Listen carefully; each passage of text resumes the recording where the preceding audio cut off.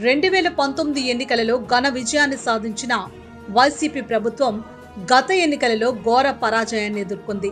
అయితే జగన్మోహన్ రెడ్డి చేసిన కొన్ని పొరపాట్ల వలన ఇటువంటి పరిస్థితి ఏర్పడిందని పలువురు అభిప్రాయపడ్డారు.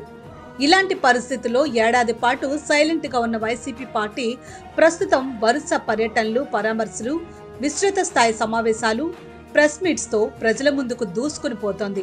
అంతేకాకుండా పార్టీని మరింత బలోపేతం చేసేందుకు వైసీపీ పార్టీ అధినేత జగన్మోహన్ రెడ్డి కీలక నిర్ణయాలను తీసుకుంటున్నారు. దీనిలో భాగంగా ప్రస్తుతం పల్నాడు జిల్లాలో వైసీపీ మరో కొత్త ప్రయోగం చేస్తుందని వార్తలు వస్తున్నాయి.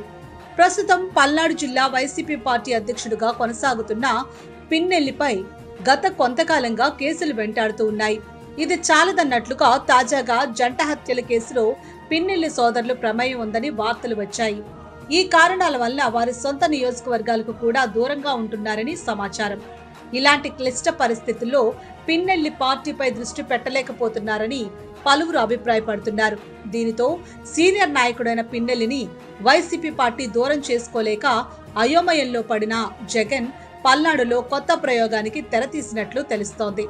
ఈ నేపథ్యంలో పల్నాడు జిల్లాలో పిన్నెల్లితో పాటు మరో నాయకుడు ఉండాల్సిన అవసరం ఉందని భావించి వైసీపీ వర్కింగ్ ప్రెసిడెంట్ గా గోపిరెడ్డి శ్రీనివాస్ రెడ్డిని నియమించి ప్లాన్ చేస్తున్నట్లు నేతలు భావిస్తున్నారు.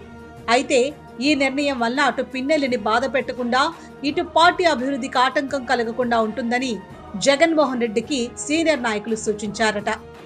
దీనితో పిన్నెల్లి పార్టీ అధ్యక్షుడిగా కొనసాగడమే కాకుండా కార్యకర్తలకు అందుబాటులో గోపీనాథ్ రెడ్డి ఉంటూ పార్టీ కార్యకలాపాలను చూసుకుంటారనే యోచనలో వైసీపీ శ్రేణులు ఉన్నట్లు సమాచారం. ఈ నిర్ణయంతో వైసీపీ పార్టీ అభివృద్ధిలో గోపీనాథ్ రెడ్డి ఎంతవరకు కృషి చేస్తారన్న సందేహాలు పలువురిలో వ్యక్తమవుతున్నాయి. గతంలో పార్టీకి నాయకులను ఎక్కువగా మారుస్తూ ఉండడం వల్ల వైసీపీ పార్టీ ఓటమిని ఎదుర్కొందని విమర్శలు వచ్చాయి.